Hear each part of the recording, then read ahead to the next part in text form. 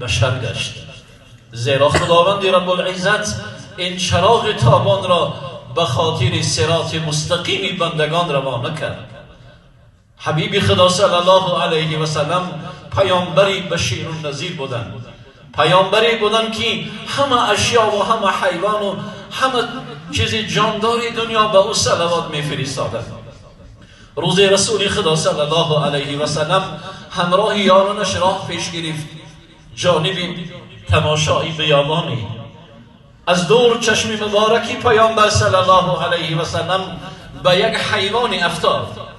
زمان رسول الله صلی الله علیه و سلم مجراه سفری خویش را به او نزدیک میکرد. یارانش گفتند یا رسول الله چرا راهی سفر را تغییر دادی؟ گفت من میخواهم از حال اون حیوانی که ما را نظاره دارد با خبر شود.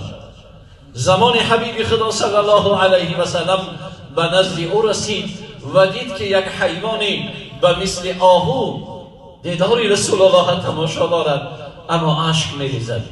حبیب خدا صلی الله علیه و سلم گفت چرا در اینجا ایستاده ای و مکانی نمی روی؟ گفت یا رسول الله من یک مادر آهو هستم، به خاطر رزق فرزندان به این صحرا آمدم و در قبخان این مجوس این نامرد در مانده ام. من این را میگویم که من را رها کن تا بروم، فرزندان خردسالی دارم، آنها را شیر بدهم گشته می آیم جان من قربانی تو، اما باورم نمی کنند. رسول الله صلی الله علیه و سلم آن یهودی را به نزد خود دعوت کرد و گفت چرا سخن این را باور نمی کنی؟ گفت تو کی هستی؟ گفت من محمد هستم. آن یهودی که به محمد صلی الله علیه و سلم ایمان نداشت و دشمنی داشت گفت آیا تو دیوانه شده که برای یک آهو به نزد من آمدی؟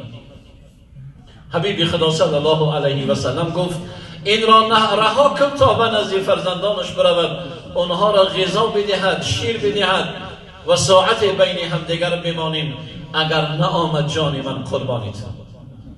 یاران رسول الله صلی الله علیه و سلم از این مردانگی محمد صلی الله علیه و سلم گریه میکردند.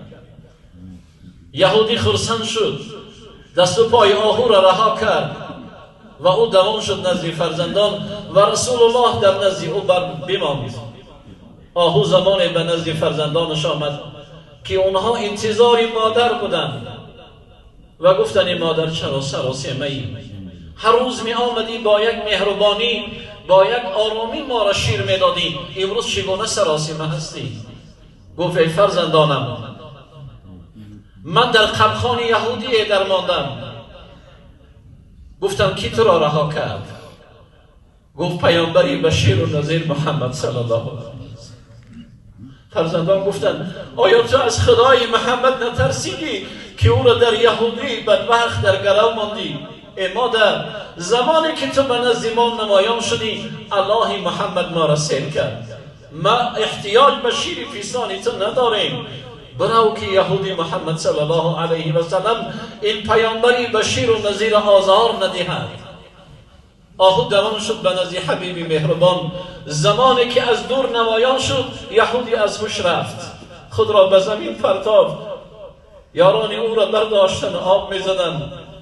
وقتی که به هوش آمد گفت یا محمد دین تو بر حق بوده است، این حقیقتی دین حالی توست که این حیوان تو را گوش میکنه. چنین محمد بود، چنین پیامبری بشیر و نذیر بود. ای محبوبان محمد صلی الله علیه و سلم ما در قلبمان از محبت مال، از محبت دنیا، از محبت زن و فرزند محبت رسول الله جا کنیم، زیرا روز قیامت شفاعتگری این امتی گمراه است، شفاعتگری گناهگاران است، شفاعتگری امتی محبان است. و سلام علیکم و رحمت الله و برکاته. مطیع نفس شیطانی چه حاصل بود قدری